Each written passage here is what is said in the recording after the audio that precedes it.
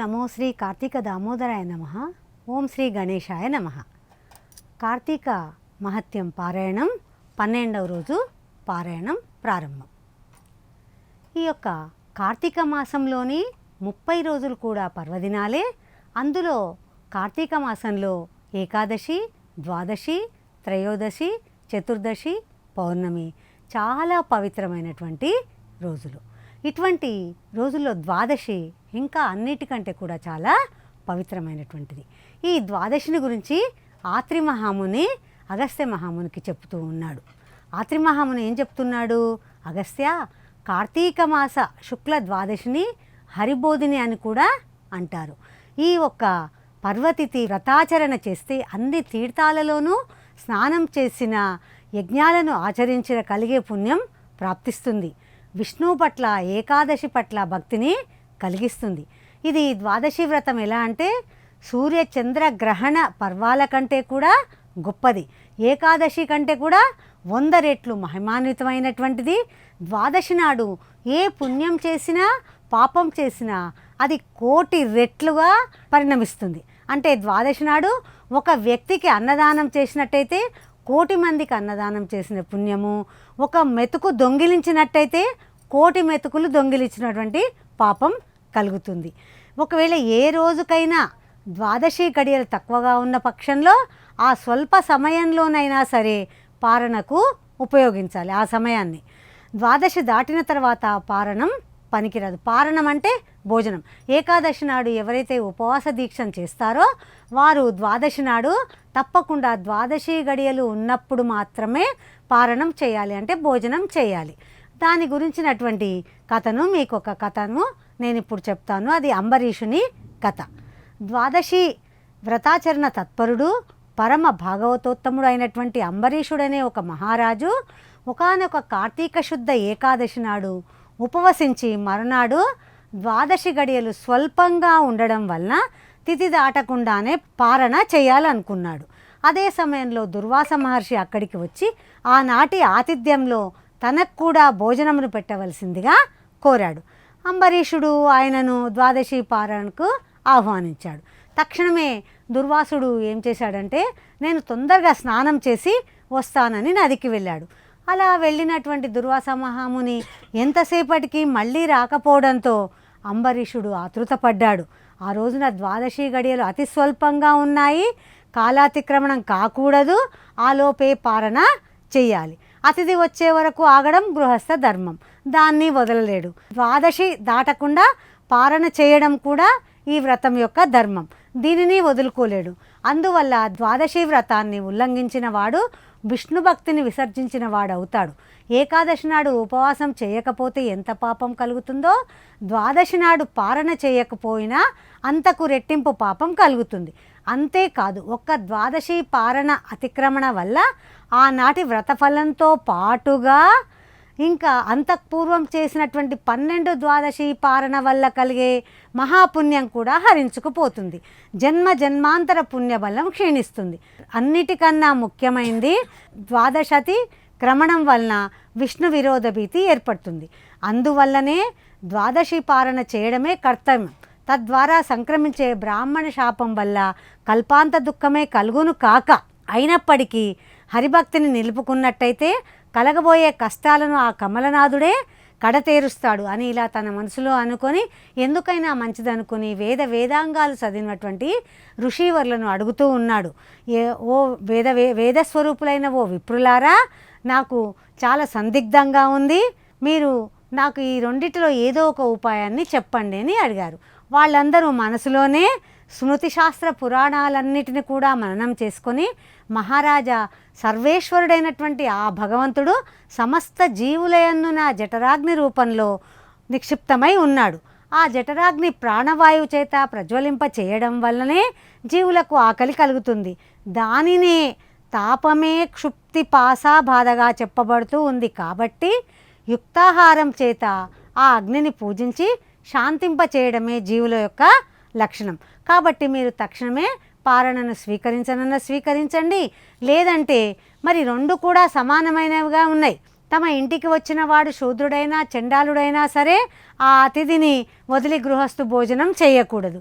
అటువంటి స్థితిలో బ్రాహ్మణుడే అతిథిగా వస్తే అతన్ని విసర్జించడం అధమామదం అని వేరే చెప్పనక్కర్లేదు కదా. తననే స్వయంగా పిలువబడినటువంటి బ్రాహ్మణుని కంటే ముందుగా తానే భోజనం చేయడం బ్రాహ్మణుని అవమానపరచడమే అవుతుంది. భూసురావమానం వలన ఆయుష్, ఐశ్వర్యం, కీర్తి, ధర్మం అన్నీ నశించిపోతాయి. కాబట్టి ఈ విషయానికి మేము ఏమాత్రం కూడా జవాబును చెప్పలేకపోతున్నాము. దీనికి సంబంధించి మీరే నిర్ణయం తీసుకోండి మహారాజా అని ఆ యొక్క ఋషివరులు చెప్పారు.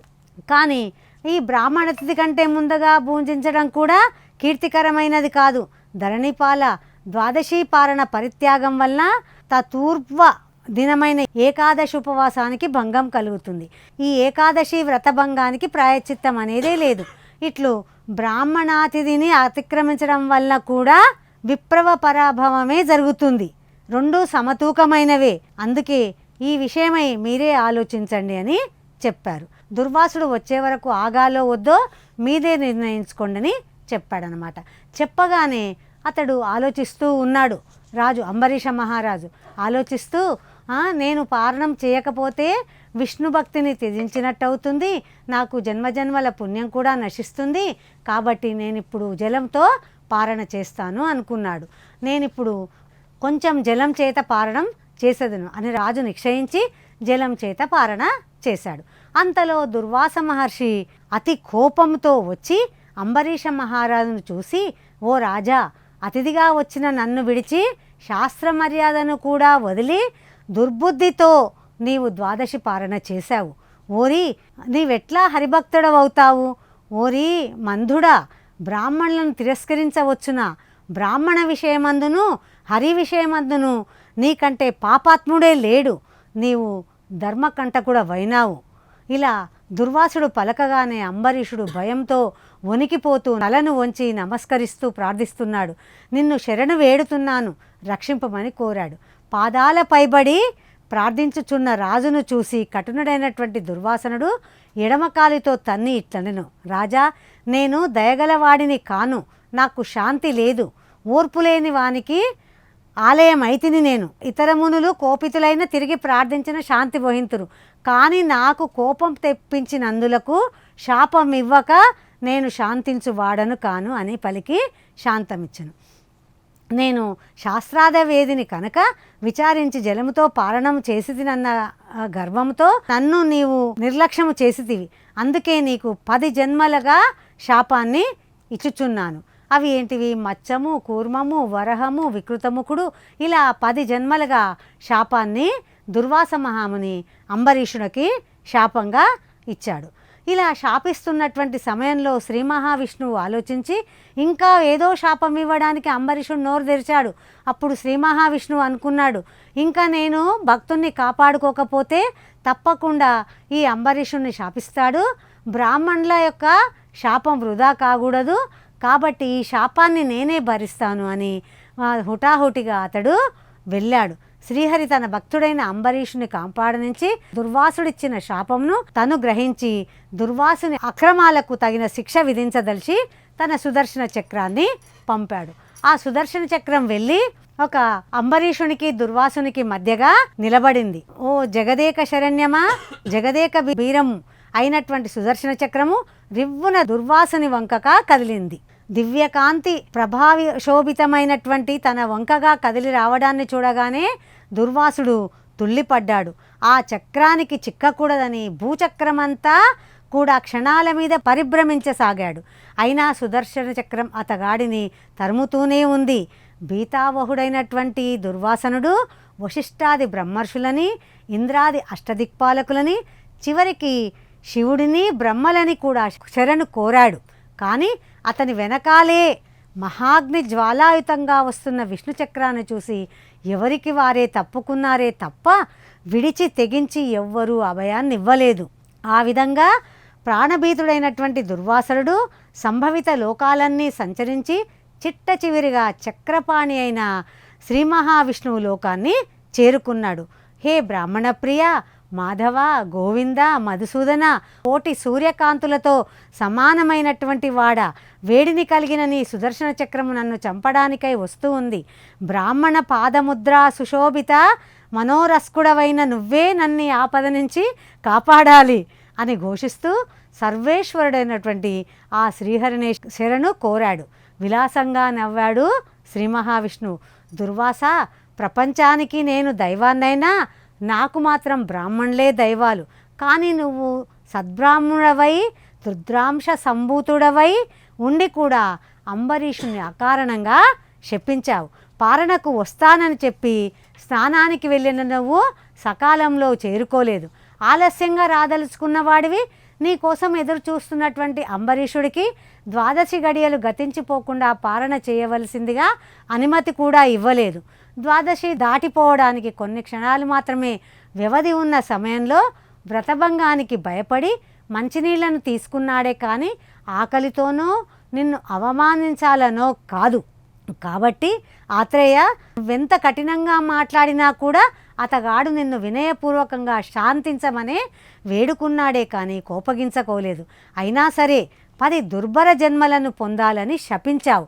నా భక్తులను రక్షించుకోవడం కోసం నా శాపాన్ని నిమిషంలో తిప్పివేయగలను, కానీ బ్రాహ్మణ వాక్యం ఒట్టిపోకూడదనే ఉద్దేశంతో ఈ లోకోపవాదం నీకు కలగకుండా ఉండడం కోసం ఆ భక్తుని హృదయంలో చేరి నీ శాపాన్ని సవినయంగా స్వీకరించిన వాడిని నేను. నీ శాపాన్ని అంగీకరిస్తూ గృహ్ణమి అన్నవాడిని నేనే కానీ ఆ అంబరీషుడు మాత్రమే కాదు. అతనికి నీవిచ్చిన శాపం సంగతే తెలియదు. ఋషిప్రభు, నీ శాపం కారణంగానే రీకల్పాంతాన దుష్టుడైన శంకాసురుని సంహరించేందుకు, శిష్టుడైన మనువును ఉద్ధరించేందుకు మహామత్యంగా అవతరిస్తాను.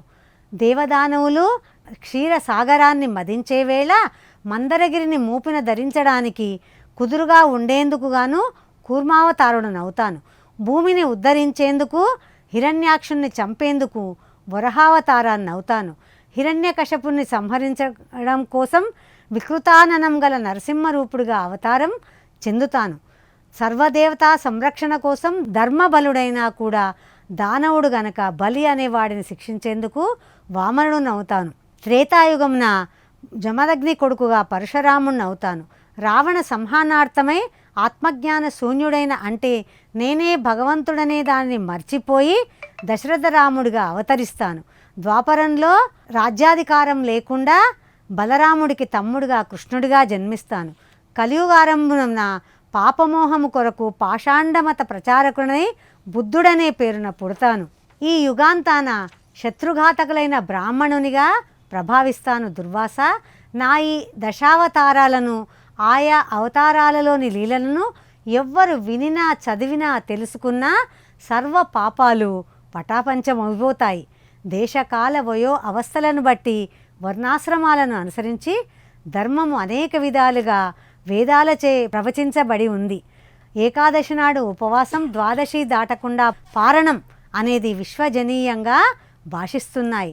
అటువంటి వైదిక ధర్మాచరణమును చేసినందుకు గాను నువ్వు ఆ అంబరీషుణ్ణి శపించింది చాలక తిరిగి మరో ఘోర శాపమును ఇవ్వబోయావు.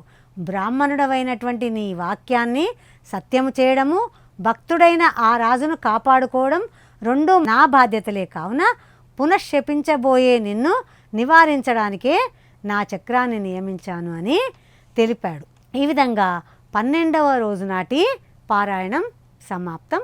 నమస్కారం.